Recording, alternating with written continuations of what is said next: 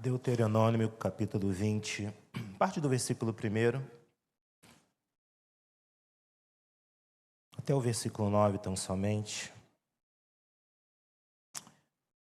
Instruções acerca da guerra.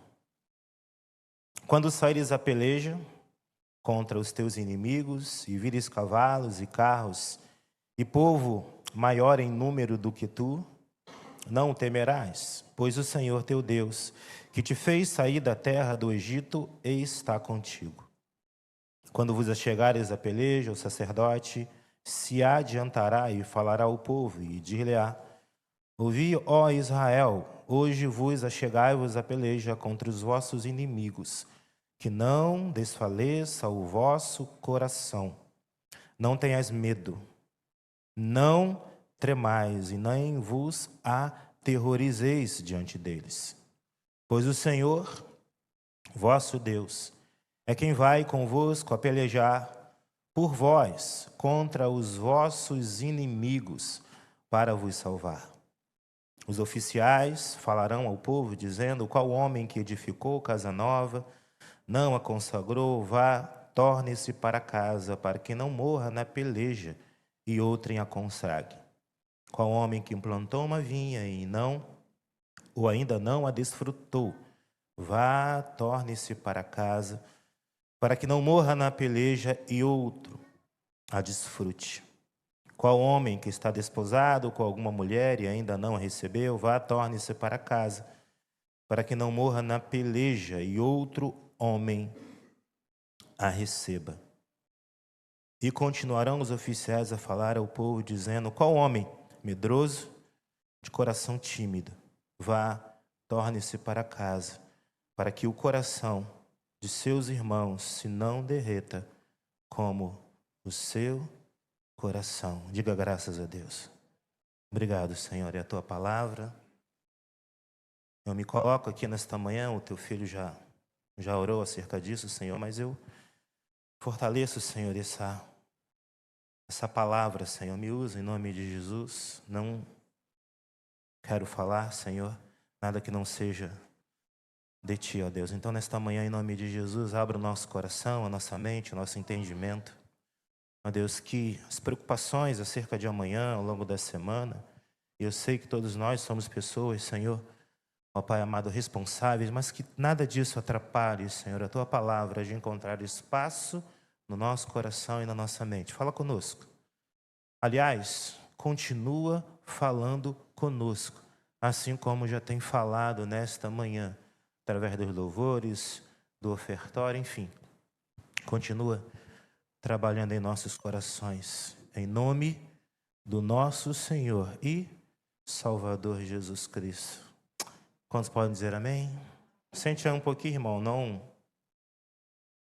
não vou me alongar muito, né?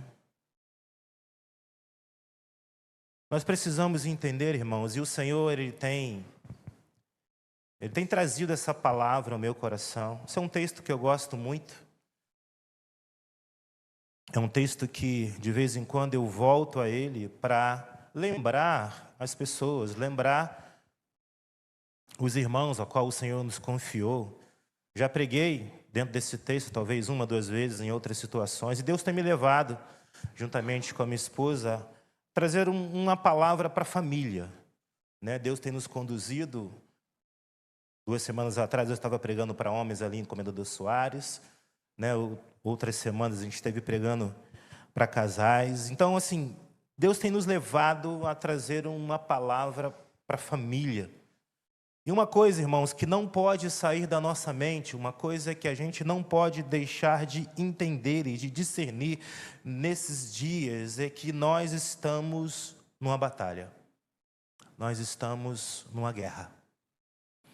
Nós estamos num contexto onde projeto família, que se estende, logicamente, para o contexto da palavra de Deus, tem de todas as formas tentado ser descontextualizado com relação ao mundo e, às vezes, irmãos, com relação até aqueles que, de alguma forma, têm pegado essa palavra e têm, de alguma forma, deturpado para os seus próprios interesses.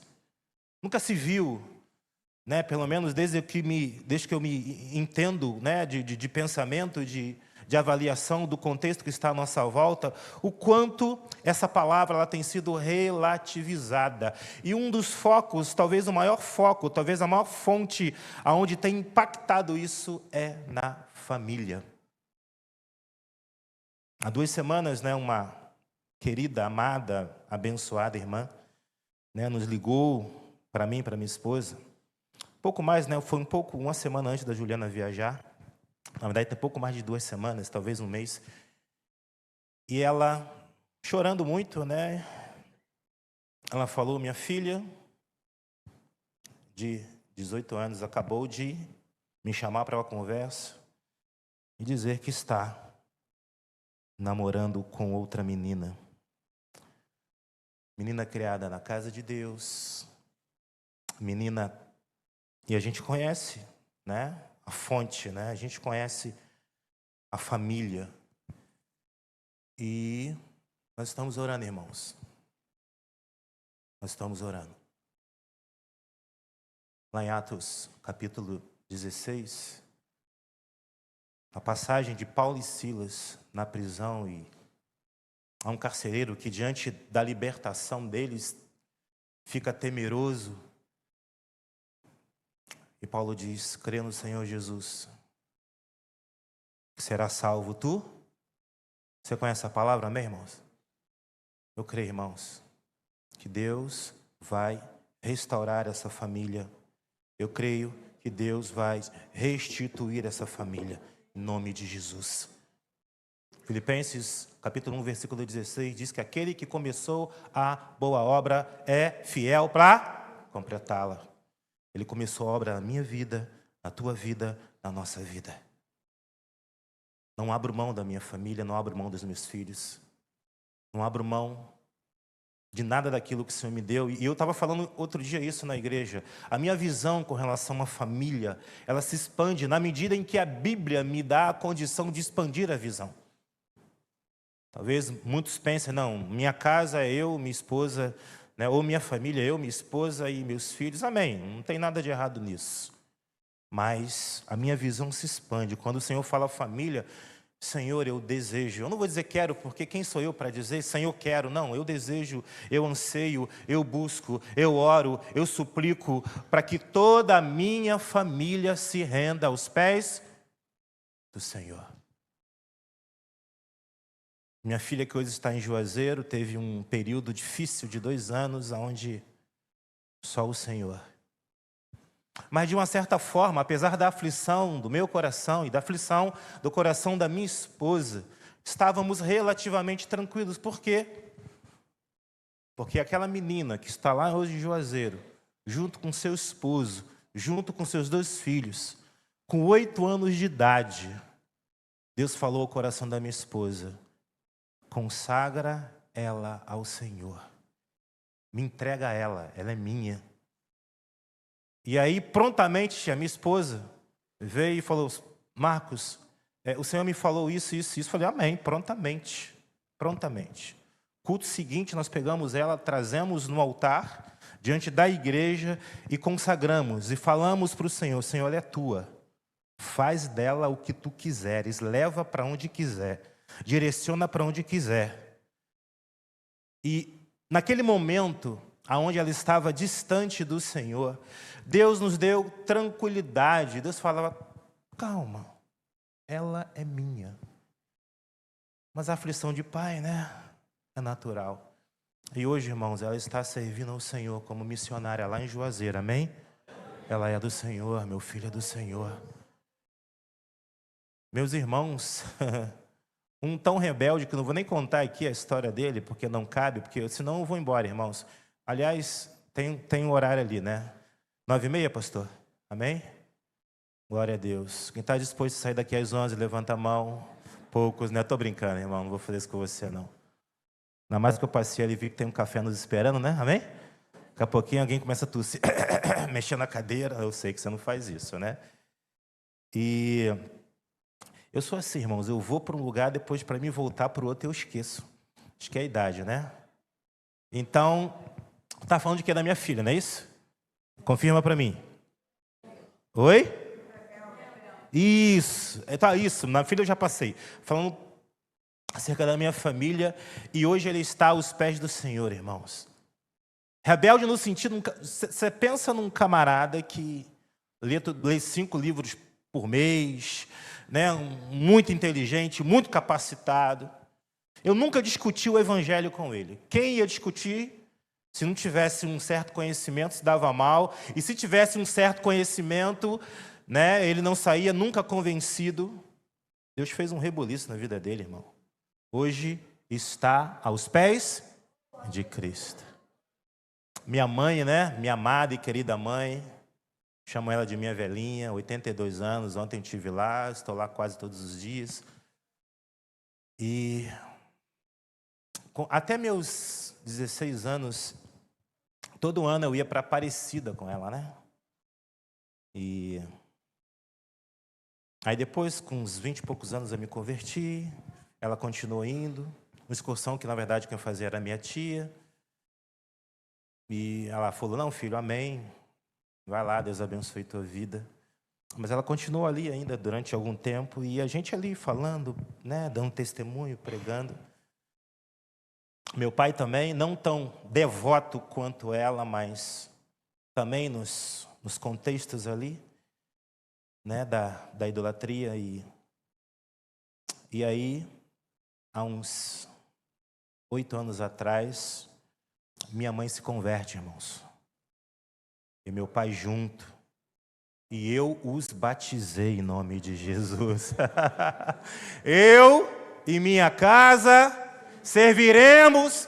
Eu não sei qual é o teu contexto, irmão. Não sei o que você tem vivido. Mas é uma promessa, irmãos. Confie. Eu estava pregando outro dia uma palavra, se não me engano, lá em Lucas, né? Que fala sobre um leproso. E aí, diante de Jesus, ele precisando da cura, o leproso diz assim, Jesus diz assim, né? Queres ser curado? O leproso responde para Jesus, seja conforme o teu querer. O maior ato da fé é confiar, irmãos. Você entendeu, amém? Ah, não, o maior ato da fé é você crer que você vai receber, amém. Isso também é fé. O maior ato da fé é você receber e dar... Não, isso também é fé. O médico Lucas diz nessa passagem que ele estava coberto de lepra. Meu irmão, coberto de lepra, Jesus na tua frente. Senhor, eu quero ser curado agora. Mas ele disse, Senhor, se eu for curado, tá bom. Se eu achar que não é a hora, também tá bom. Seja feita conforme a tua... O que é isso, irmãos? É fé, é confiança. A maior manifestação de fé é confiar. Então, irmãos, Deus, Eclesiastes diz, né? Tem tempo determinado para todas as coisas. Senhor, meu marido, pai, está demorando? Não está demorando, é o tempo de Deus, amém? Você está firme? Você está na fé? Você está obedecendo? Você está congregando? Você está caminhando? Você está lutando a cada dia para se santificar? O tempo vai chegar, irmão. Palavra não é mentirosa. As promessas de Deus, elas se cumprem em nome de Jesus. Eu e minha casa serviremos ao Senhor, mas não abra mão da sua família. Não abra mão. E aí, voltando ao início, eu falava com a irmã, minha irmã, vamos estar orando, Deus vai restaurar a tua família, Deus vai restaurar a tua casa. Vamos tocar no coração dessa menina, em nome de Jesus, em nome de Jesus. Nós precisamos, irmãos, como família, pautada nessa palavra, como família que vive debaixo da orientação dessa palavra, nos posicionarmos. Eu tenho visto aí, né, a forçosa atitude da sociedade que quer fazer com que a gente possa engolir certos preceitos, conceitos de uma modernidade demoníaca que não cabe, nunca vai caber dentro dos preceitos e dos princípios do Evangelho. Nunca. Cuidado, irmãos. Há um certo relativismo com relação à palavra. Estão nos dizendo que essa palavra não é a palavra de Deus. Estão dizendo que eu tenho que me render à modernidade. Não. Não. As teologias liberais que fazem com que a gente aceite essas coisas que deturpa a família, deturpa a nossa comunhão com Deus, que nos afasta do Senhor. Não vamos abrir mão. Estamos numa guerra. Efésios capítulo 6, se não me engano, é o versículo 10. Né? Aliás, todo o capítulo 6 de Efésios fala da guerra, da armadura de Deus, mas o texto ali, fundamental, se não me engano, é o versículo 10, que diz que a nossa luta não é contra a carne nem sangue. A nossa luta é espiritual. Você não vai ganhar teu marido, teu filho no grito, você não vai. Não vai. É no joelho, é na oração, é na perseverança, é na paciência, é na conversa. É na atitude de trazer sobre ele o envolver de Deus, o envolver do Espírito Santo. Estamos numa guerra. Interessante, irmãos, pensando nessa palavra, é que a primeira atitude pública de Jesus, quem lembra? Quando foi e como foi? João 2 nos fala sobre Jesus entrando no templo para quê? Para expulsar quem? Os vendilhões. Jesus sai do deserto e ele vai para onde? Ele vai para o templo, irmão. Ele entra no templo, vê aquela bagunça, literalmente uma bagunça, e a palavra nos diz ali que o Senhor teve uma atitude de expulsar os cambistas, de jogar as bancadas dos cambistas. Ele teve uma atitude de autoridade. Nós precisamos marcar posições. Eu acredito, eu já falei isso algumas vezes, que diante daquela atitude de Jesus, todo mundo ficou assustado, ninguém levantou uma mão para Jesus, ninguém confrontou Jesus, era Jesus sozinho contra uma multidão de pessoas, e todos baixaram a cabeça e saíram. Sabe por quê, irmão? Porque Jesus tinha o quê? Autoridade. Jesus tinha. E aí eu abro um parêntesezinho. Misericórdia, não comecei ainda, mas amém. Aí eu abro um parêntesezinho e digo para você, Jesus, o popular chutou o balde, falou alto. Jesus que sempre falava manso. Né? O contexto de Jesus nos evangelhos é uma palavra mansa. Nem contra o diabo ele grita. Nem contra o diabo ele... sai! Não. Sai. Estou mandando que você saia. Numa palavra bem... Mas ali... ele mostrou a que vinha, irmãos. Ali ele falou mais alto. Pai, mãe. De vez em quando bate na mesa. Quem manda na sua casa é você. Não é seu filho. É você que manda. Ó... Desculpa, pastor Gilson, não vai quebrar não, né? Quem manda aqui sou eu. Em geral é palavra branda, em geral é conversa, em geral é orientação, em geral, vem cá filho, eu vou orar por você. Mas de vez em quando, fala alto, irmão. De vez em quando vira a mesa. Ai, não, vou ficar com medo. Não. Jesus fez isso. Detalhe, pode ser que aquilo tenha acontecido no sentido de todos saírem e no final, não no final, mas talvez no dia seguinte todo mundo voltou, mas o Senhor marcou posição. Nós precisamos marcar posição. Na minha família, não. Na minha casa, não. Na herança que Deus me deu, não. Em nome de Jesus. Não vamos nos dobrar a esses relativismos, não vamos nos dobrar às falácias. A gente vai ver um pouquinho disso aqui, dentro desse texto que nós lemos. Primeira coisa, você está aí, amém? Capítulo 20. Diz assim, irmãos, quando saíres da peleja, versículo 1 que eu estou lendo, para a gente acelerar e terminar aqui mais uns 15, 20 minutinhos. Eu só quero comentar brevemente aquilo que essa palavra nos elucida, aquilo que essa palavra nos faz enxergar com mais clareza. São coisas que nós já sabemos, mas são coisas que nós precisamos ser, de alguma forma, lembrados toda hora, todo tempo. As informações aqui, a palavra aqui é sobre as orientações do Senhor ao povo de Israel acerca da batalha, acerca da guerra. O que muda aqui? Talvez muda ali o contexto físico, o contexto humano, mas o princípio espiritual, ele fica, não muda. Só lembrar para você, irmãos, se você não entender, se você não detectar, se você não discernir que estamos numa guerra, nada daquilo que a gente já falou e nada daquilo que a gente vai falar vai servir para você. Porque tem muita gente que está achando que a igreja brasileira está muito bem obrigada e não está. Não está.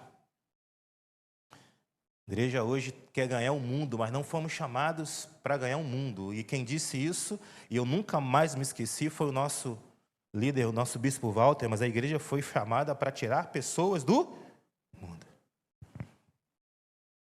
Fomos chamados para rechear o Congresso.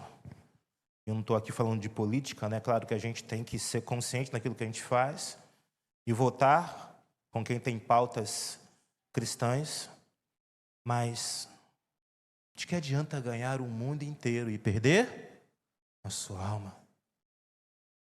O que a gente está fazendo é perseverar dia após dia para continuar, para permanecer na presença do Senhor. O texto dos Hebreus fala olhando para o autor e consumador da nossa fé. Jesus, o nosso amado, Redentor, Salvador, Libertador, Ele está voltando. Quantos creem, amém, irmão? Ele está voltando. É nisso que eu estou focado. E o texto aqui, para a gente dar continuidade e não se estender muito. Quando saíres a peleja contra os teus inimigos, e vires cavalos, carros e povo maior em número que tu, não temerás, pois o Senhor teu Deus, que te fez sair da terra do Egito, está contigo. Aleluias. O apóstolo João vai dizer que não fomos nós que escolhemos ao Senhor, mas foi o Senhor quem nos escolheu. Se você entender, irmãos, que foi o Senhor quem te chamou, Jeremias diz, com eterno amor te amei, com benignidade te atraí. Então, nada, absolutamente nada, que eu e você tínhamos atrair ao Senhor, porque a palavra nos diz que nós, todos nós, nascemos e andávamos no pecado. Isaías vai nos dizer que nós andávamos distantes, todos nós do Senhor, como ovelhas desgarradas, mas o Senhor nos escolheu, olhou para nós e derramou, e tem derramado a sua graça e a sua misericórdia. O que Deus espera de mim e de você nessa caminhada? Confiança. Firmeza. Citei aqui Hebreus, Filipenses 1:6. Aquele que começou a boa obra é fiel para completá-la. Ele começou uma boa obra na minha e na sua vida. Então a primeira palavra aqui, irmãos, com relação à postura diante da batalha que nós vivemos, é confiar no Senhor. É estar firme no Senhor. O salmista vai nos dizer, Salmo 91, né? que aquele que habita no esconderijo do Altíssimo, na sombra de Deus. Davi vai nos dizer no Salmo 23, o Senhor é meu pastor e nada me faltará. Ele está dizendo aqui, o Senhor, olha só, foi eu que tirei do Egito, foi eu que venci por você, eu que estou conduzindo você, então confia. Seja qual for o inimigo, seja qual for a situação, eu sou soberano, eu cuido. Confiança, diga confiança, irmãos. Confia no Deus que você serve. Quando Davi se confronta ou se depara com um gigante, ele diz uma palavra, irmãos, que deve ser a palavra que precisa nortear todo o nosso coração com relação às batalhas que vivemos, ou a grande batalha que vivemos. Você vem a mim contra paus e pedras. Aliás, você vem a mim, com lanças, espadas e escudo. Mas eu vou a ti, em nome do Senhor, ao Deus a qual você tem afrontado. Esse caminho não foi eu que escolhi, foi Deus que escolheu por mim. Esse caminho, Deus nos trouxe para Ele. Essa peleja não é nossa, irmãos.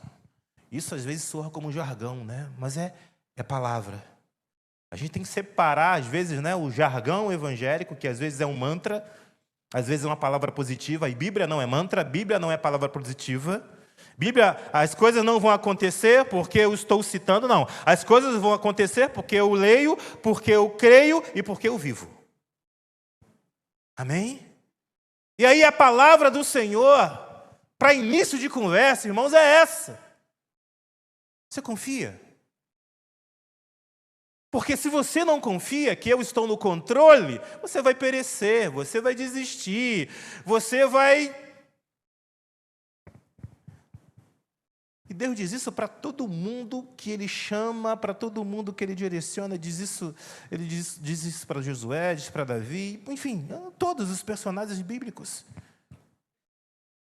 Deus começou uma obra na tua vida, na vida da tua família, da tua casa. Ele vai cumprir, amém, irmãos? E Ele vai concluir. Aleluias. Me lembro, irmãos, da minha falecida avó, né? Foi a patriarca da família. Me lembro dela me levando para a igreja, eu com 4, 5 anos de idade. Ela foi a primeira a se render ao Senhor. E ela uma vez, antes dela falecer, falou comigo, né? Eu já tinha me convertido, foi pouco depois do início da minha conversão. Continue orando por essa família, meus irmãos. E ela faleceu com poucas pessoas da família, talvez acho que só eu na época. Mas ela vai encontrar todo mundo no céu, amém, irmãos? Louvado seja o nome do Senhor. Louvado seja o nome do Senhor. Outra coisa, irmãos, que a gente precisa entender, ou fortalecer esse entendimento, não estou dizendo que você não entende, longe disso. Mas no versículo 2 ele diz assim, quando os sacerdotes, quando vos achegarem a peleja, você está aí no versículo 2, amém? Quando vos achegarem a peleja, o sacerdote se adiantará e falará ao povo. Diga sacerdote, irmãos. Pode ser melhor, diga sacerdote. Aleluias. Quem é essencial, irmãos? Quem é fundamental? Quem é instrumento? Quem é que também Deus usa para municiar você, para ministrar sobre a tua vida, para ministrar sobre a tua casa, para ser instrumento de Deus, para que tua família se renda a Cristo? A liderança espiritual que Deus colocou sobre a sua vida, amém, irmãos? Há um contexto hoje tão trágico, espiritualmente falando, que é pessoas querendo caminhar sem liderança. Olhe para mim aqui, nós não vamos nos estender muito. Gente querendo viver a dimensão dessa palavra, as bênçãos dessa palavra, o impacto dessa palavra, mas não querendo se submeter à liderança. Como cresce, irmão, nos nossos dias os desigrejados, aqueles que não estão congregando em lugar nenhum, não tem liderança, faz o que quer, entende o que quer. O Senhor estabeleceu sobre cada um de nós líderes. A minha casa, a tua casa, a nossa casa, depende de estarmos unidos a uma congregação, a uma liderança, a uma liderança espiritual. Primeira coisa é confiar. Segunda coisa é entender que nós precisamos estar juntos, congregando debaixo de uma liderança espiritual. Amém? Eu fico, não vou dizer que eu fico chateado, né? Mas alguns irmãos, pastor, eu estava vivendo isso, mas eu não quis incomodar. Eu falei, meu irmão, eu sou o quê? Eu sou pregador, eu sou aquele que apacenta as ovelhas, pela misericórdia e pela graça. Não faz isso não, irmão. Não faz isso não, estou aqui para isso. Todos os membros da minha igreja têm meu WhatsApp. Essa semana alguém ligou, pastor, estou com um fulano aqui passando mal. Fui parar lá em Bom Sucesso, irmão, no hospital de Bom Sucesso. 3 da manhã. Meu irmão, estou aqui. Só que outro dia também, outro me ligou para uma irmã, uma senhora. Pastor, estou sem sono. Eu falei, irmão, toma um remedinho, né? Uma senhora tem quase 80 anos, né? A gente releva, né? Lógico. A gente dá atenção, minha irmã, estou aqui, eu orei com ela no telefone. Aí chegou tem 2 semanas, e chegou no culto, né, no domingo, ela estava lá de manhã, está lá, no bom sentido, religiosamente, todo domingo. E...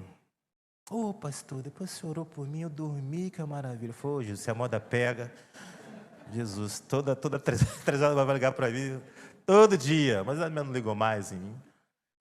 E eu falo, irmãos, nós fomos chamados para apacentar, para cuidar, para se envolver, para visitar, para ir aos hospitais.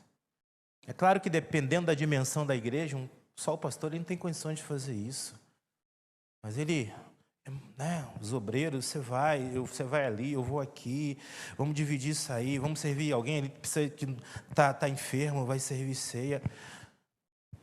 E aí todos que me abordam e falam isso, algumas pessoas falam, pastor, estava tão ali complicado, eu não quis incomodar o Senhor. Não, irmãos, a gente está aqui para isso. Aqui para isso.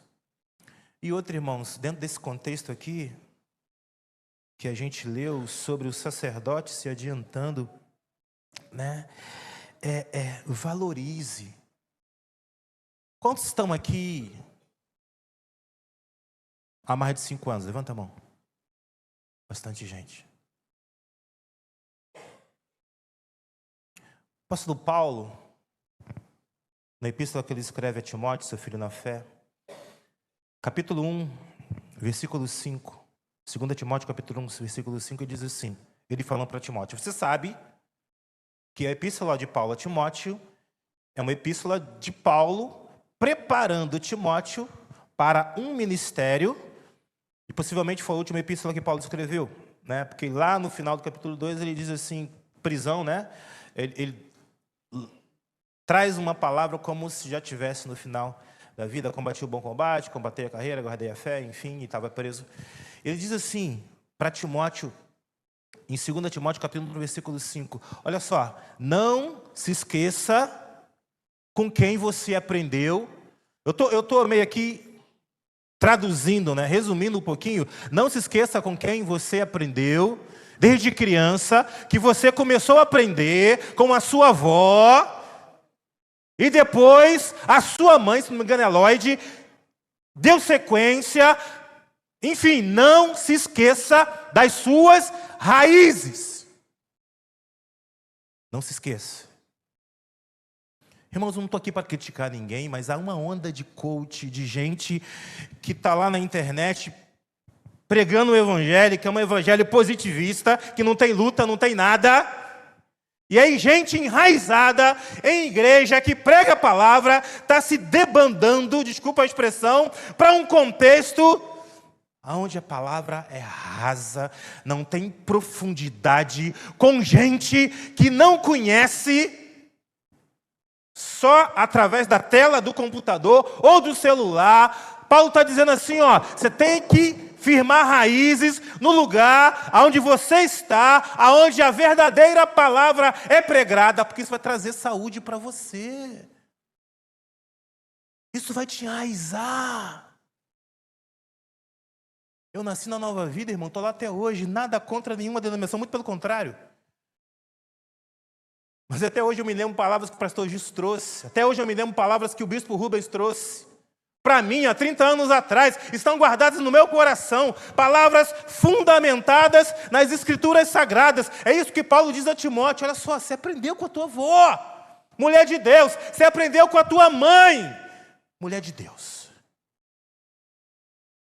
Que isso não se perca do seu coração. E Paulo falava também do perigo de um evangelho relativista que já naquela época já estava sendo pregado. E aí, um pouco mais à frente, no mesmo livro, no capítulo 3, a partir do versículo 14 e 15, Paulo diz, olha para mim, os meus sofrimentos, as minhas lutas, as minhas batalhas pelo evangelho. Ele está dizendo, olha para mim, você está do meu lado, sabe quem eu sou, você conhece a minha integridade, você conhece o meu compromisso com o reino, você conhece o meu testemunho. Está vendo? Não permanece. Não seja seduzido pelo canto da sereia, por um evangelho de facilidades, que só fala de bênção e de prosperidade. O sacerdote se adiantará ao povo, ou seja, se enraiza cada vez mais naquilo que você tem aprendido, de quem você tem aprendido. A gente for olhar numa escala crescente, Pastor Gils, Bispo Rubens, Bispo Walter, pessoas íntegras, irmãos, servos do Senhor, pessoas comprometidas com o Evangelho, pessoas comprometidas com a palavra. Você pode dizer amém em nome de Jesus? Vamos terminar aqui, irmãos. Capítulo 3, versículo 3 diz assim: Eu dir-lhe-á, ouvi Israel, estou lendo o versículo 3, hoje vos achegais a peleja contra os vossos inimigos, que não desfaleça o vosso coração, não tenhais medo, não tremais, nem vos aterrorizei diante deles. Ou seja, não tenha medo. Não vou voltar a falar sobre isso, porque na verdade nós lemos lá no versículo 1 mais ou menos aquilo que também nós lemos aí no versículo 3. Vamos lá um pouquinho para a gente terminar. Diz assim, pois, versículo 4, o Senhor vosso Deus é quem vai, porque o Senhor vosso Deus é quem vai convosco a pelejar-vos contra os vossos inimigos para vos salvar. Olha para mim aqui, irmãos. Essa palavra é fundamental, salvar. A gente olhar no contexto de Israel, e a gente não tem tempo, né, para abordar certas coisas que a gente lê lá no Antigo Testamento. Né? Os inimigos de Israel eram inimigos físicos. Existia só um povo de Deus, Israel. Quem não era povo de Deus, Israel, era inimigo de Deus. Mas agora, volto a dizer, a nossa luta é contra a carne, não é contra a carne nem sangue. Então Deus está fazendo tudo isso. Olha para mim aqui, irmãos. Deus está te ajudando, Deus está te fortalecendo, Deus está te capacitando, Deus está te conduzindo. Não é para no final da sua vida, como eu tinha o desejo, né? Mas Deus já tirou isso do meu coração. Né? Eu falei, Senhor, quando tiver 60 anos, eu vou comprar uma casa, Cabo Frio, né, onde o pastor já ministrou, e vou ficar lá gozando da minha velhice. E Deus só olhando para mim assim, coitadinho, né? Ai, coitadinho. Ele acha que vai ser assim, né? Era o meu plano. Fiz uma casa em cima, vou bem desmembrar, e tudo aqui vou vender, vou deixar a casa de baixo para um dos filhos, quem quiser, são 2 filhos. E opa! Até meus 105 anos, amém, irmão? Que nem o bispo fala, o bispo vai na frente. Pois eu vou, e tá lá, acho que 86, né, pastor Gilson? Tá lá, mais vigor do que eu, que estou com 57. Né? Misericórdia, que eu chegue com o vigor daquele homem. Não quero nem chegar aos 87, pelo menos 80 já tá bom, né? E Jesus falou para mim assim, para minha esposa: nada de casa em Cabo Frio, vai viver o evangelho, liderar até morrer. Falei, Jesus, é isso mesmo? Amém, irmãos. E aí, como eu falei, eu já esqueci o que eu estava falando, mas tudo bem, a gente vai aqui, né? Idade vai chegando, irmãos. Para salvar, irmãos, olha para mim aqui, a gente já está terminando, em nome de Jesus. O café está até esfriando, né, irmão? Mas segura aí. Salvar, irmãos. Eu fico maravilhado com Jesus fazendo os milagres. Ele diz para a maioria das pessoas que ele cura. Ele não diz, vai a tua fé, te curou. Ele até diz em alguns contextos, mas em geral ele diz, vai a tua fé, te salvou. Deus não vai nos dar vitória para que a gente tenha uma velhice abonada na nossa casa de praia. E isso, logicamente, que é algo pertinente. Deus pode permitir isso e permite para muitas pessoas, mas para outras não. Depende da vontade dele. Mas a prioridade não é essa, irmãos. Deus não está fazendo a obra na tua vida para você viver os últimos 15, 20, 30, 40 anos da tua vida numa situação confortável. É claro, ele dá isso, ele permite isso, ele abre as portas para isso, mas o objetivo dele, ele vai fazer tudo para isso, é salvar a tua alma, é te levar para o céu. O milagre é só um dispositivo para você fortalecer a tua fé e olhar para ele com mais quebrantamento, com mais reverência. Vamos caminhar para o final aqui, irmãos. Diz assim, versículo 5, os oficiais falarão ao povo, dizendo, qual homem que edificou casa nova e ainda não a consagrou, torne-se para casa, para que não morra na peleja e outro a consagra. Olha para mim, irmãos, qual homem que não consagrou a sua família? Eu já falei um pouquinho disso lá atrás, vamos passar batido assim, bem rapidinho, mas qual homem que não consagrou a tua casa? Você já consagrou o teu filho, você tem orado com a tua esposa, você tem colocado na frente, porque tudo depende da tua família, da tua casa, do teu casamento. Você já tem eu tenho falado isso demais lá na igreja, irmãos. Casais que não oram junto, não tem sentido isso, irmãos. A nossa base é a família, a nossa base é o casamento. A estrutura da família é a nossa base para o nosso fortalecimento, para a nossa estrutura espiritual. Glória a Deus pela minha esposa. Eu chego em casa e sei que vai ter lá uma mulher de Deus que tem uma palavra para mim. E mesmo que você não tenha hoje, em nome de Jesus, creia na promessa. Que em breve, em nome de Jesus, seja qual for o teu cônjuge, marido ou mulher, ou estou falando com a esposa aqui, ou estou falando com o marido, não sei. Consagra a tua casa. A mulher sábia edifica a sua casa. Consagre, ore junto, irmãos. É tão desafiador, né? Coisa tão simples. Coisa tão simples, Vem cá, filho, vamos sentar aqui nós dois, vamos orar. A gente, não estou querendo, às vezes dá a impressão que eu estou apontando para mim, não é isso. Mas são experiências que a gente vive. Irmãos, eu sempre orei com a minha esposa. Na verdade, vamos falar a verdade, ela sempre que tomou essa iniciativa. As mulheres são sempre mais propensas a isso, né? Tomem essa iniciativa com mais facilidade que os homens. E oramos sempre, não deixamos um dia, até mesmo quando ela está lá em Juazeiro, nós oramos por telefone. E aí, desde que nós casamos, eu me lembro disso, desde que nós casamos, não tínhamos filhos ainda. A nossa intenção era ter 3 filhos, tivemos 2, enfim. Mas desde que nós casamos, nós orávamos pelos nossos filhos, e nossos filhos nem haviam nascido ainda. Quem tem filho aqui, levanta a mão. Orem pelos seus filhos. Interessante, pastor. Jesus, acho que eu estou falando muito, né? Eu me lembro que quando Satanás ele se apresenta ao Senhor para requerer tocar em Jó, eu me lembro que Deus fala sobre Jó, né? E diz assim algo interessante. Presta atenção nisso, irmãos.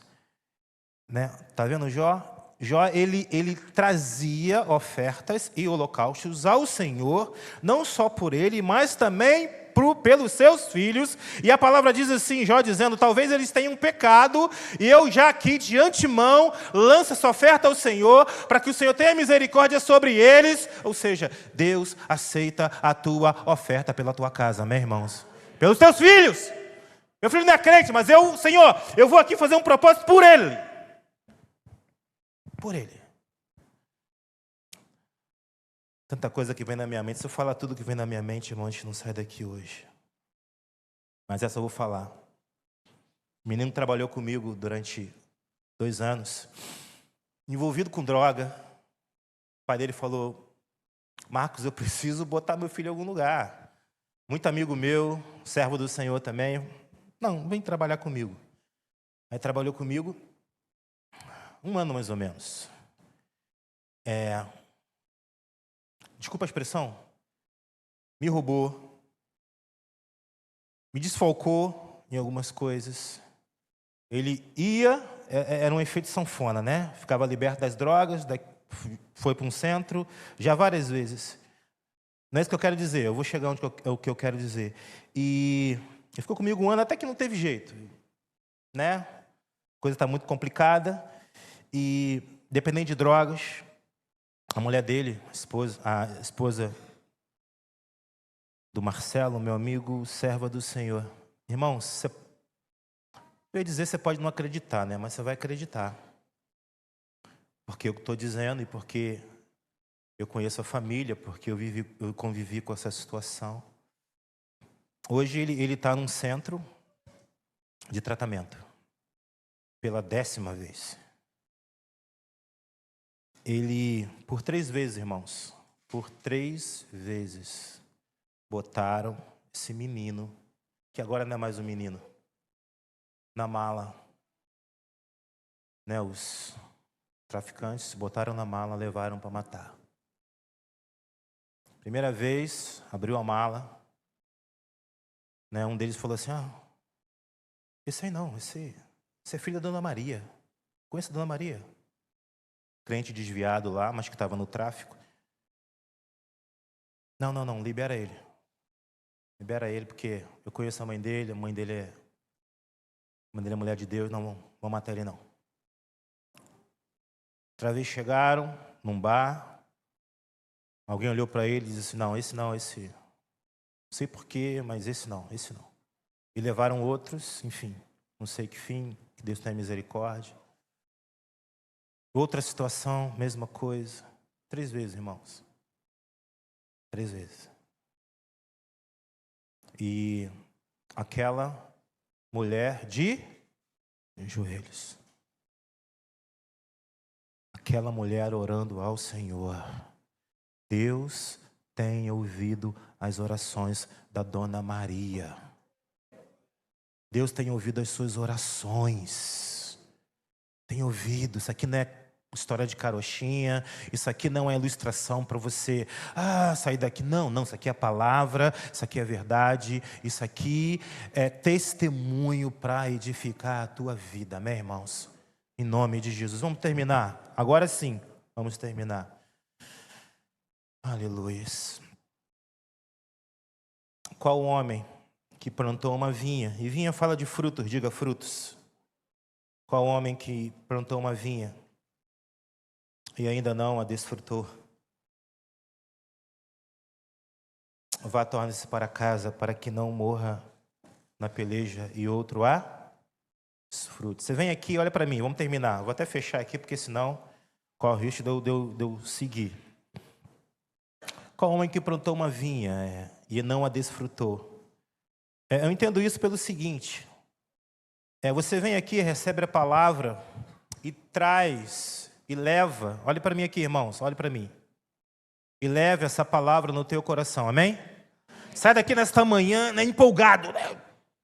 Senhor, que palavra boa, eu vou. Glória a Deus, louvado seja o nome do Senhor, minha casa. E para a guerra. Para a linha de frente. Sem não dar fruto em casa, vai perecer, irmão. Qual aquele que plantou uma vinha e a não a desfrutou?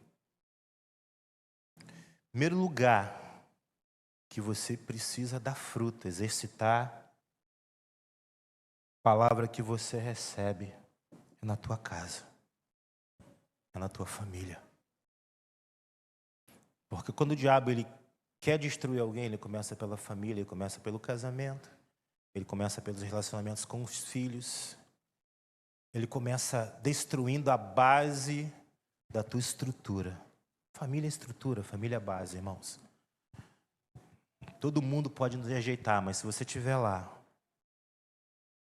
né, pessoas na tua casa vão te abraçar, vão cuidar de você. Essa palavra aplica na tua vida, sobretudo na tua casa, no teu casamento, na relação com os teus filhos. É incompatível ser bênção na igreja, ser bênção no trabalho e não ser bênção em casa. E não ser bênção no ambiente de maior necessidade para que você seja. Em nome de Jesus. A palavra, ela é recebida não só para que a gente ache ela boa e legal e maneira, não. A palavra é recebida para ser colocada em prática. Aí sim, você vai se estruturar cada vez mais e vai crer e vai se firmar cada vez mais. E é isso, irmãos. Eu e minha casa serviremos. Quantos creem aqui nesta manhã, amém? Você pode dar um aplauso ao Senhor em nome de Jesus?